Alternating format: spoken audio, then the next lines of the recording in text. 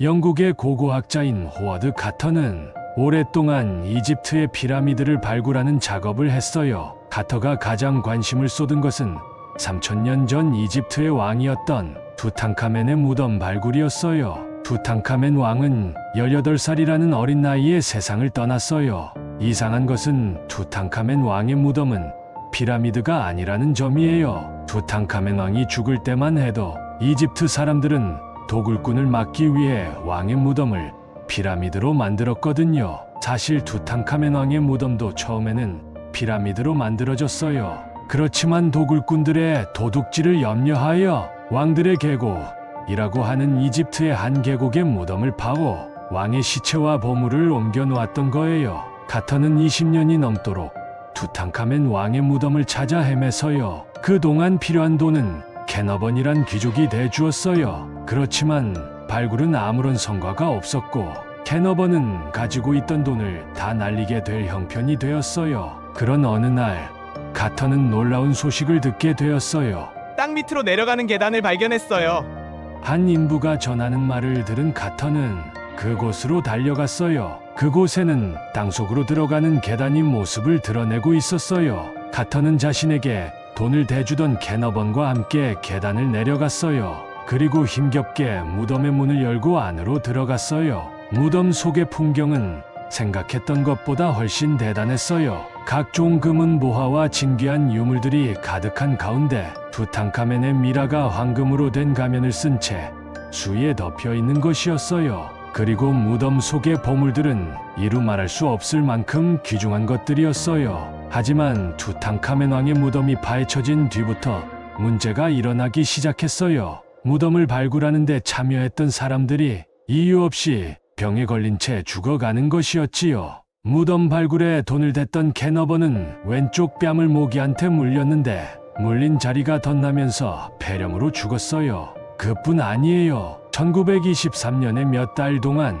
무덤을 구경한 사람들도 죽기 시작했어요. 캐너번의 이복 형제인 오브리 허버트가 복막염으로 숨지고 미국의 철도재벌인 조이 제이 굴도가 무덤 안에서 감기에 걸린 뒤 폐렴으로 죽고 말았어요. 가터의 작업을 도와준 리처드 베털 목사는 49살에 자살했고 그의 아버지도 아파트 밑으로 몸을 던져 스스로 목숨을 끊었어요. 그 집에는 투탕카멘 왕의 무덤에서 나온 꽃병이 놓여 있었어요.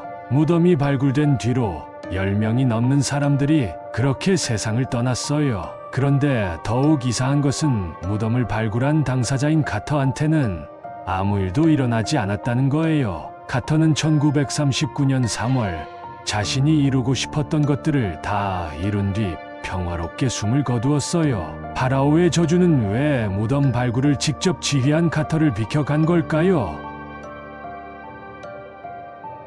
사람은 언젠가는 반드시 죽기 때문에 대부분 죽음을 두려워하지요. 그래서 옛날 사람들은 죽음을 이겨내려고 많은 노력을 했어요. 그 중에서도 왕들은 스스로를 하늘 또는 신의 후손이라며 영원히 죽지 않을 방법을 찾았답니다. 이집트의 왕인 파라오를 태양의 자식이라고 여긴 이집트 사람들은 왕은 몸만 죽을 뿐 영혼은 영원히 살아남는다고 여겼어요. 그래서 영원히 죽지 않는 왕을 위해서 왕의 시신을 미라로 만들었던 것이지요. 그러면 언젠가는 왕의 영혼이 육체인 미라로 들어가 다시 태어날 거라고 생각했던 거예요. 미라는 몸에서 물이 다 빠져나가 비쩍 마른 상태로 썩지 않은 시체를 말하지요. 미라는 주로 덥고 메마른 사막을 비롯해서 1년 내내 몹시 춥고 눈이 많이 내리는 곳에서 만들어져요. 이집트의 미라는 사하라 사막의 동쪽에 있는 데다가 왕의 시신을 썩지 않게 하려고 여러 가지 처리를 했기 때문에 더욱 잘 보관될 수 있었답니다. 이집트 사람들은 나일강 상류로 거슬러 올라가 거대한 바위산에서 돌을 채집해 뗏목에 싣고 이집트로 왔지요. 그런 다음 땅바닥에 매끈한 통나무를 깔고 그 위에서 돌을 굴려 옮겼어요. 그리고 바닥에 수평을 잡고 거기에 주춧돌을 놓아 돌을 쌓으면서 한쪽 면에는 돌을 끌어올리기 위해 비스듬하게 흙을 쌓았어요. 피라미드가 높아질수록 비스듬한 면도 높아지고 길어졌답니다. 다 쌓았을 때에는 비스듬한 면의 높이가 피라미드 높이와 같아졌지요. 피라미드는 이집트에서만 발견된 게 아니에요. 고대 문명이 찬란히 꽃 피웠던 메소포타미아 지역에서도 발견되었지요. 또한 아메리카 대륙의 초원과 정글, 산악 지역에서도 발견되었답니다.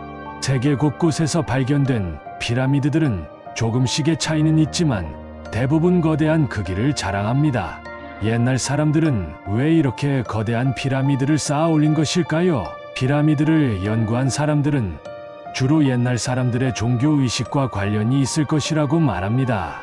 왕의 영원한 삶을 빌거나 태양이나 달 등을 숭배하여 일정한 시기마다 자신들이 만든 거대한 피라미드에 올라 제사를 지냈을 거라는 것이지요. 더러 아메리카의 마야나 아스테크 지역에서 발견된 피라미드는 외계인과의 관계를 위해서 만든 것이라는 주장도 있답니다.